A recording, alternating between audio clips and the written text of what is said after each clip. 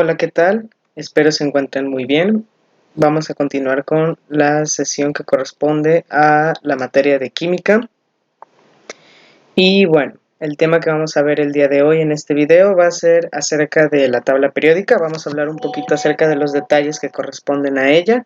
Y pues vamos a hablar de la comprensión de esta misma a partir de sus propiedades elementales, para que así al momento de que ustedes tengan en sus manos una tabla periódica, pues bueno, puedan comenzar a identificar la razón por la cual los elementos están están posicionados en ese orden específico y qué características tienen que los hacen estar ahí y por qué están ahí, ¿vale? Ya tenemos una idea un poquito más amplia, puesto que la sesión anterior hablamos un poco acerca de qué significaba el número atómico, qué significaba la masa atómica y a qué referencia hace con respecto a la naturaleza del átomo, ¿vale? Entonces, en primera instancia vamos a recapitular de manera muy rápida aquello que mencionamos la sesión anterior acerca de la tabla periódica. Dijimos que pues básicamente vamos a considerar dos aspectos que fueron los que vimos la sesión anterior. Dentro de nuestra tabla periódica vamos a ver que tienen distintos recuadros con distintos números. Bueno, pues los que se encuentran por lo regular en esquinas superiores van a corresponder al número atómico. Cada tabla periódica tiene una explicación de qué posición dentro del recuadro corresponden los números que tienen. Generalmente las tablas periódicas que utilizamos son las que vienen hechas precisamente por el Instituto Panamericano, por el químico Morales. Entonces, generalmente esas tablas periódicas tienen el número atómico en la parte superior izquierda y la masa atómica en la parte superior derecha, pero hay otras que difieren en ello. Por eso es importante revisar primero la simbología que trae la tabla periódica que ustedes tengan a su mano, ¿vale? Entonces, considerando eso, bueno, vamos a poder identificar el número atómico y el peso o masa atómica, ¿vale? Esos son los dos primeros de los cuales hablamos la sesión anterior. ¿Y qué corresponde? Bueno, pues habíamos dicho que el número atómico correspondía a ¿qué? A ver si recuerdan. Piénsenlo un momento antes de comentar la respuesta. Bueno, que yo la comente. El número atómico corresponde a el número de protones. Y habíamos dicho que el número de protones, los cuales están en el núcleo, van a definir la naturaleza de dicho átomo. Por lo tanto, un átomo que tenga un protón, pues va a ser un átomo de hidrógeno. Un átomo que tenga dos protones va a ser un átomo de helio. Un átomo que tenga, por ejemplo, 14 protones va a ser un átomo de silicio. ¿Vale? Entonces, habíamos dicho que eso correspondía al número atómico, al número de protones que tenía un átomo en su núcleo. Pero por otro lado vamos a tener el peso atómico, es decir, ese átomo también va a tener una masa o peso. Y dijimos algo muy importante. Habíamos dicho que el átomo estaba conformado por protones, por neutrones y por electrones, ¿vale? Pero ¿qué habíamos dicho? Que los electrones respecto a la masa no los íbamos a considerar. ¿Por qué? Porque los electrones tienen una masa muy pequeña que para los cálculos que se realizan para considerar la masa atómica no se toman en cuenta. Entonces, la masa de un átomo únicamente corresponde al número de protones y neutrones, es decir, a lo que hay en el núcleo, ¿vale?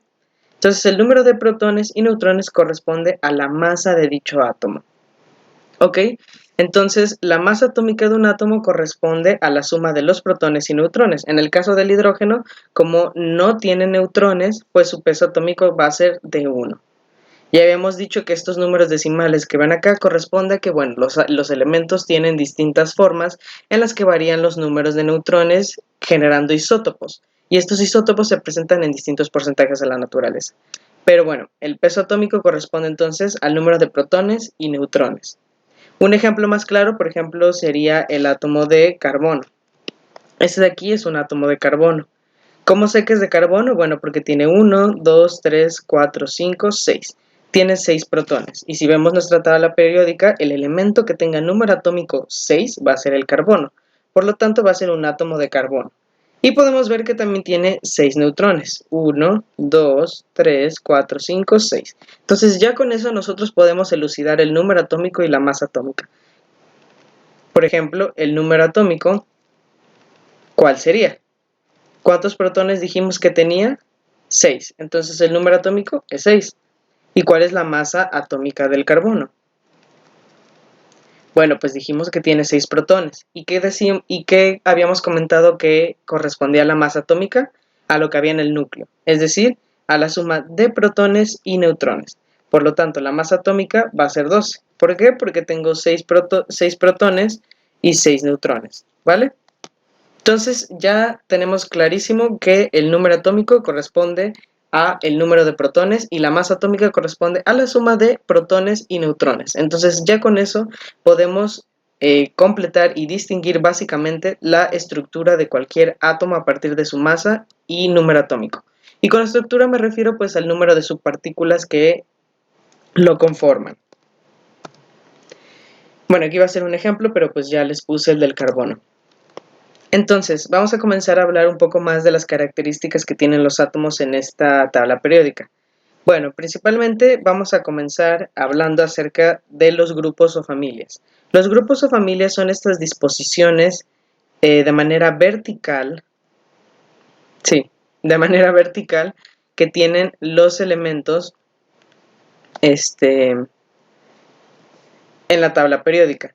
¿Y esto qué quiere decir? Bueno, pues estos, como lo dice el nombre, grupos o familias, pues van a ser elementos que tienden a conservar características similares entre ellos, ¿vale? Como lo dice, familia. Las familias, de manera, sin pensar en la tabla periódica, somos personas que tenemos características pues más o menos en común entre sí. Es decir, no somos iguales, pero tenemos ciertas características que nos hacen hasta cierto punto similares. Pues lo mismo sucede en la tabla periódica. Los elementos están posicionados de manera vertical, puesto que los elementos por debajo del primero, es decir, si tengo un elemento aquí, el elemento que se encuentra acá, pues va a ser relativamente parecido en cuanto a sus características físicas y químicas. Obviamente difieren entre ellos. Como veremos más adelante, van a haber características que específicamente los va a hacer diferentes por la posición en la que se encuentren. Sin embargo, la forma en la que estos elementos tienden a reaccionar y que pertenecen a la misma familia, pues tienden a ser hasta cierto punto similares. Pero mucho ojo, no los hace ni iguales, ni tampoco los hace con características exactamente parecidas, sino que pues hasta cierto punto pues conservan pues características más o menos similares, como cualquier familia. Nadie en la familia de cualquiera que ustedes tengan va a ser igual a ustedes, pues lógicamente todos somos diferentes, ¿vale? Posteriormente vamos a tener estos acomodos que ya no van a ser verticales, sino horizontales. Y estos se les van a denominar periodos, ¿vale?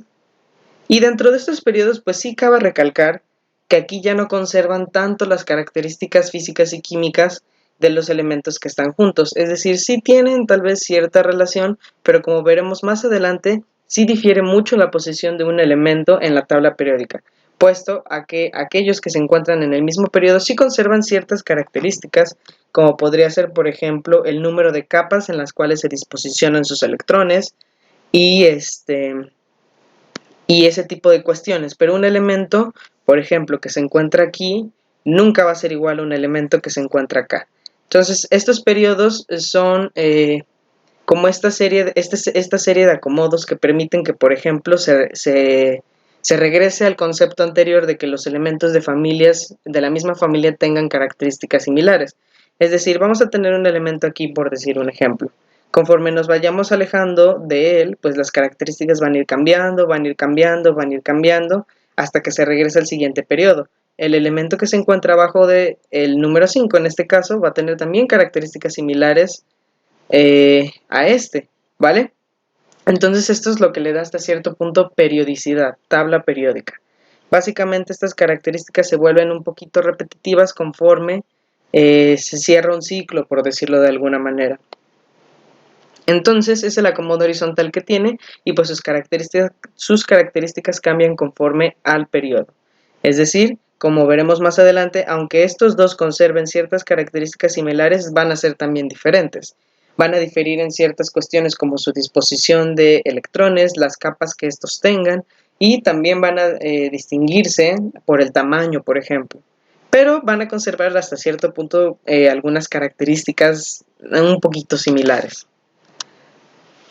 Ahora bien, vamos a comenzar a hablar de los tres grandes grupos en los que se divide la tabla periódica. La tabla periódica, como verán, trae muchos colores y estos pueden ser útiles para diferenciar las características de ciertos elementos. Y tenemos tres grandes grupos: aquellos que corresponden a los metales, aquellos que corresponden a los no metales y a los metaloides. Por su parte, los metales van a ser aquellos elementos que tengan la capacidad de ser buenos conductores de calor y electricidad. Y bueno, como vemos en esta imagen acá, esta nomenclatura que tenemos, aquellos de color verde van a ser los que tengan una característica similar al momento de hablar de conducción de electricidad y calor. Por otro lado, aquellos elementos que no tengan este comportamiento van a ser clasificados como no metales.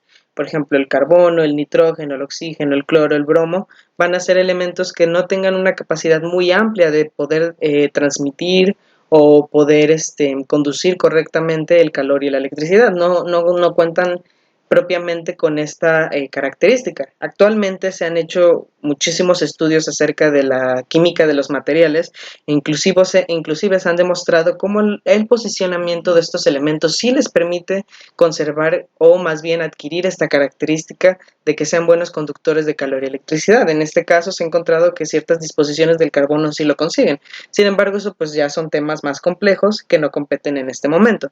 De manera muy general, aquellos que no tengan esa capacidad, o más bien los no metales, van a ser esos elementos que no tengan esa capacidad de conducir bien el calor y la electricidad. Por otro lado, vamos a tener los metaloides. Estos son un estado de transición, por así decirlo, o un estado intermedio más bien, entre un elemento metálico y un no metálico. Por lo tanto, van a ser medianamente conductores, o bien pueden adquirir la capacidad de ser buenos conductores o malos conductores dependiendo de cómo estén enlazados a otros elementos o cómo se encuentren dispuestos en compuestos, ¿vale? Entonces básicamente tenemos tres grupos: metales, no metales y metaloides. Y los metales van a ser aquellos que conduzcan bien el calor y la electricidad. Los metales por su parte no lo van a hacer, y los metaloides pueden ser un estado como intermedio entre ellos. Bien, ahora, como les había mencionado, hay distintas características que tienen los elementos que los hacen diferentes unos a otros. Dijimos que un elemento de una misma familia iba a ser pues más o menos similar a los demás elementos de dicha familia. Sin embargo, no iban a ser iguales. Y la primera diferencia que vamos a encontrar, por ejemplo, es el tamaño de los átomos. El tamaño de un átomo se refiere a el tamaño que éste tiene desde su núcleo hasta el último nivel de energía donde existan electrones, ¿vale? Entonces vamos a pensar que tenemos un átomo. Vamos a pensar que este es su núcleo, que tiene protones, que tiene neutrones, y a su vez va a tener electrones que van a estar posicionados en capas o niveles energéticos, ¿vale? Vamos a pensarlo así.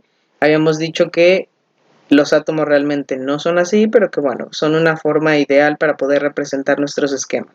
Es un átomo. Aquí está su núcleo y estos son sus electrones posicionados en distintos orbitales y en distintas capas energéticas. Bueno, pues entonces los átomos también van a tener lo que se denomina radio atómico. Y este radio atómico pues va a corresponder a la distancia del núcleo, tal cual como sucede en el círculo, hasta su último electrón.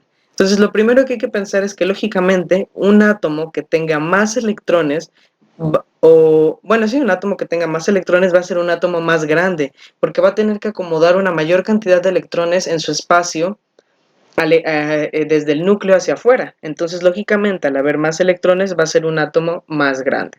Por lo tanto, como habíamos mencionado, si yo tengo un elemento aquí, pues cualquier otro elemento de esa misma familia pues va a conservar hasta cierto punto mismas características o características similares a las de otro grupo. Pero ¿qué pasa si tengo un elemento acá? Si tienen características similares, pero va a haber ya, por ejemplo, ahorita en este momento sabemos que hay algo que los difiere. ¿Y qué? El tamaño. ¿Por qué? Porque este átomo de acá es un átomo más grande, puesto a que tiene más subpartículas, tiene más protones, tiene más neutrones, tiene más electrones que tiene que disposicionar en un espacio. Entonces, lógicamente va a ser más grande. Y por otro lado, pues el de los primeros de acá va a ser un átomo más pequeño, puesto que tiene menos subpartículas. Por lo tanto, conforme sea más grande el número atómico, más grande va a ser el átomo. Así que dicho de alguna manera, pues los tamaños de los átomos en mayor a menor se puede posicionar hacia acá los más grandes, y bueno, la propiedad va a aumentar hacia abajo y hacia acá. Entonces esos elementos van a ser aquellos que sean más grandes. Por otro lado, los elementos también van a tener una característica denominada afinidad electrónica. Característica se refiere a la capacidad que tienen los átomos de ganar electrones. Es decir, los átomos reaccionan y a veces esas reacciones tienden a hacer una ganancia o pérdida de electrones. Entonces, hay ciertos elementos que tienen una mayor capacidad de ganar estos electrones, de hacerlos parte de su estructura y generar una forma un poco más estable, o participar en distintas reacciones químicas. Entonces, los elementos que tienen una mayor capacidad de ganar electrones son aquellos que se posicionan hacia acá. La tendencia va a aumentar hacia la derecha de la tabla periódica y va a disminuir conforme se baja de ella. Los elementos que tengan una mayor capacidad de ganar electrones van a ser aquellos que correspondan, por ejemplo, lo que es cerca del flúor o cerca del cloro, por ejemplo. Entonces, estos elementos van a ser aquellos que tengan una mayor capacidad de hacerlo, y esto viene descrito en su naturaleza. Los átomos tienden a tener 8 electrones en su última capa energética. A esta regla se le denomina regla del octeto, que veremos más adelante. Entonces, es una característica de la naturaleza de estos átomos, por lo cual la característica que tengan o la capacidad que tengan de ganar electrones va a tener una tendencia hacia la cercanía del flúor, y conforme se alejen del flúor van a ir perdiendo esa capacidad, ¿vale? Por otro lado, tenemos una característica que expresa precisamente lo que mencioné anteriormente, que es la electronegatividad. Esto se refiere a la capacidad que tienen los átomos de atraer con una mayor fuerza a los electrones. Y bueno, esto también va a ser una característica que tiende a aumentar conforme se acerca al flúor, puesto que es el elemento más electronegativo, y disminuye conforme se aleja de él. Ahora bien, vamos a tener otra característica denominada energía de ionización. Y la energía de ionización básicamente va a ser aquella energía necesaria para arrancar o tomar un electrón de un átomo. Y esto está particularmente ligado a la electronegatividad y a la afinidad electrónica. Es decir, la energía de ionización también aumenta hacia el flúor y disminuye conforme se aleja de él. Y esto tiene que ver, puesto a que el flúor por su naturaleza tiende, como mencionamos anteriormente, a ganar esos electrones, a retenerlos con más fuerza. Entonces, lógicamente, aquellos elementos que tengan esta tendencia o esta característica, pues no los van a soltar tan fácilmente. Por lo tanto, van a requerir una mayor energía para poder quitarles los electrones. Yo tuve una maestra en la preparatoria que cuando estudiaba, ella comentaba que esto era similar a los hijos. A ella le gustaba visualizarlo de esta forma. Y como podemos ver, conforme se va hacia abajo de la tabla periódica, esta característica disminuye. Es decir, conforme se tengan más electrones, va a ser un poquito más fácil arrancarle los electrones. Y ella decía que esto era porque era similar a los hijos. Una persona puede tener un hijo y pues lo va a súper proteger, va a decir: es mi único hijo, es lo único que tengo. Pero ¿qué va a pasar cuando una persona tenga alrededor de, no sé, imaginemos, 70 hijos? Pues lógicamente no va a poder estar al pendiente de todos, y pues si pierde un hijo tal vez no siente tan feo que una persona que pierde un hijo. Entonces ella comentaba esta descripción, esta analogía para comparar cómo un átomo también puede poseer hasta cierto punto esta característica. Es decir, un átomo con más electrones va a ser un átomo más fácil de arrancarle o quitarle un electrón, ¿vale? Como cuando se tiene muchos dulces. Cuando tienes muchos no te importaría tanto perder uno, pero si tienes solo uno, lógicamente sí. Entonces, de la misma manera, conforme se aleja del flúor, es decir, átomos más grandes, va a ser un poquito más fácil quitarles un electrón. Por lo tanto, se traduce a que van a requerir una menor energía para que esto suceda. Y bueno, eso sería todo. Pensé que eran más. Eso sería todo. Espero que no tengan ninguna duda. Traten de conseguir una tabla periódica. Si no pueden hacerlo, hay muchas en internet. Yo les puse una en los ejercicios que les he mandado, pero está en inglés. Realmente no cambia mucho, nada más los nombres de los elementos están en inglés, pero les puse esa puesto a que se ve bien. Creo que en esa tabla periódica sí se distinguen un poco más los números para que ustedes puedan resolver sus ejercicios, que es lo que me importa un poquito más en este momento. Entonces traten de conseguir una y si no tienen, pues traten de buscar una en internet, una que les sirva y que ustedes la entiendan y que puedan utilizarla para resolver sus ejercicios y para comprender los temas. ¿Ok? Pues bueno, espero que tengan un bonito día y ya saben, cualquier cosa me pueden preguntar, me pueden mandar mensajito y yo trataré de responderles lo más rápido que pueda.